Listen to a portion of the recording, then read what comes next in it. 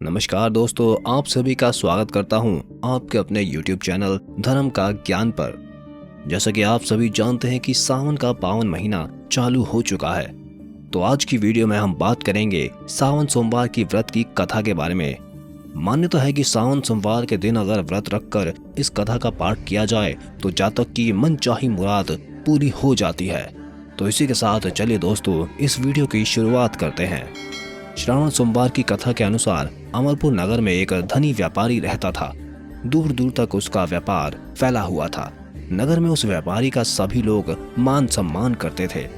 इतना सब कुछ होने पर भी वह व्यापारी अंतर मन से बहुत दुखी था, क्योंकि उस व्यापारी का कोई पुत्र नहीं था। दिन रात उसे एक ही चिंता सताती रहती थी, उसकी मृत्यु के बाद उसके इतने बड़े व्यापार और धन संपत्ति को कौन संभालेगा। पुत्र पाने की इच्छा से वह व्यापारी प्रति सोमवार भगवान शिव की व्रत पूजा किया करता था। सायकाल को व्यापारी शिव मंदिर में जाकर भगवान शिव के सामने घी का दीपक जलाया करता था। उस व्यापारी की भक्ति देख एक दिन पार्वती ने भगवान शिव से कहा, हे प्राणनाथ, यह व्यापारी आपका सच्चा भक्त है। कितने दिनों से यह सोमवार का व्रत और पूजा नियमित कर रहा है। भगवान, आप इस व्यापारी की मनोकामना अवश्य पूर्ण करें। भगवान शिव ने मुस्कुराते हुए कहा, हे पार्वती, इस संसार में सबको अपने कर्मों के अनुसार फल की प्राप्ति होती है। प्राणी जैसा कर्म करता है उसे वैसा ही फल प्राप्त होता है। इसके बावजूद पार्वती जी नहीं मानी। उन्होंने आग्रह करते हुए कहा, नहीं प्राणनाथ, आपको इस व्यापारी की इच्छा पूरी करनी ही होगी। यह आपका अनन्य भक्त है।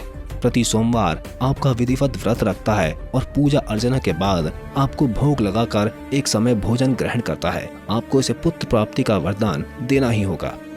पार्वती का इतना आग्रह देखकर भगवान शिव ने कहा, तुम्हारे आग्रह पर मैं इस व्यापारी को पुत्र प्राप्ति का वरदान देता हूँ, लेकिन इसका पुत्र 16 वर्ष से अधिक जीवित नहीं रहेगा। उसी रात भगवान शिव ने स्वप्न में उस व्यापारी को दर्शन देकर उसे पुत्र प्राप्ति का वरदान दिया और उसके पुत्र के 16 वर्ष तक जीवित रहने की भी बात भी बताई। भगवान के वरदान से व्यापारी को खुशी तो हुई, लेकिन पुत्र की अल्प आयु की चिंता ने उस खुशी को नष्ट कर दिया। व्यापारी पहले की तरह सोमवार का विधिवत व्रत करता रहा। कुछ महीने पश्चात उसके घर अति सुंदर पुत्र उत्पन्न हुआ। पुत्र जन्म से व्यापारी के घर में खुशियां भर गईं। बहुत धूमधाम से पुत्र जन्म का समारोह मनाया गया। व्यापारी को पुत्र जन्म की अधिक खुशी नहीं हुई, क्योंकि उसे पुत्र की अल्पायु के रहस्य का पता था। यह रहस्य घर में किसी को नहीं मालूम था। विद्वान ब्राह्मणों ने उस पुत्र का नाम अमर रखा। अब अमर 12 वर्ष का हुआ तो शिक्षा के लिए उसे वाराणसी भेजने का निश्चय हुआ। व्यापारी ने अमर के मामा दीपचंद को बुलाया और कहा कि अमर को शिक्षा प्राप्त करने के लिए वाराणसी छोड़ आओ। अमर अपने मामा के साथ शिक्षा प्राप्त करने के लिए चल दिया। रास्ते में जहाँ भी अमर और दीपचंद्र रात्रि विश्राम के लिए ठहरते, वहीं यज्ञ करते और ब्राह्मणों को भोजन कराते। लंबी यात्रा के बाद अमर और दीपचंद्र एक नगर में पहुंचे। उस नगर में राजा की कन्या के विवाह की खुशी में पूरे नगर को सजाया गया था। निश्चित समय पर बारात आ गई, लेकिन वर का पिता अपने बेटे के एक आंख के काने होने का कारण बहुत चिंतित था। उसे इस बात का भय सता रहा था कि राजा को इस बात का पता चलने पर कहीं वे विवाह से इनकार ना कर दें, इससे उनकी बदनामी होगी। वर के पिता ने अमर को देखा तो उनके मस्तिष्क में एक विचार आया।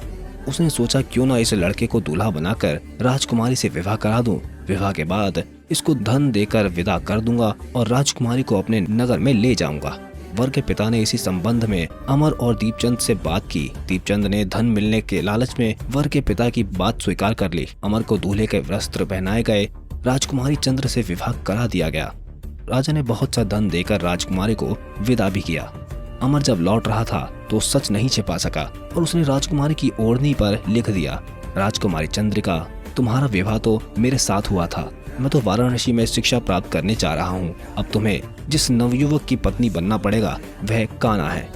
जब राजकुमारी ने अपनी ओढ़नी पर लिखा हुआ पढ़ा तो उसने काने लड़के के साथ जाने से इनकार कर दिया। राजा ने सब बात जानकर राजकुमारी को महल में रख लिया। उधर अमर अपने मामा दीपचंद के साथ वाराणसी पहुंच गया। अमर ने गुरुकुल में पढ़ना शुरू कर दिया। जब अमर की आयु 16 वर्ष पूरी हो गई तो उसके एक यज्ञ किया। यज्ञ की समाप्ति पर ब्राह्मणों को भोजन कराया गया और खूब अन्न वस्त्र दान किए गए। रात को अमर अपने शैल कक्ष में सो रहा था। शिव के वरदान के अनुसार शयनावस्था में ही अमर के प्राण पूरे उड़ गए। सूर्योदय पर मामा अमर को मृत देखकर रोने पीटने लगे। आसपास के लोग भी एकत्र होकर दुख प्रकट करने लगे। मामा के रोने विलाप करने के स्वर समीप से गुजरते हुए भगवान शिव और माता पार्वती ने भी सुने। पार्वती जी ने भगवान से कहा, प्राणनाथ, मुझे इसके रोने के स्वर सहन नहीं हो रहे, आप इस व्यक्ति का कष्ट अवश्य दूर करें। भगवान शिव ने पार्वती के साथ अदृश्य रूप में समीप जाकर अमर को देखा तो पार्वती जी से बोले, पार्वती, ये तो उसी व्यापारी का पुत्र है। मैंने इसे 16 वर्ष की आयु तक का वरदान दिया था, इसकी आयु तो पूरी हो गई है।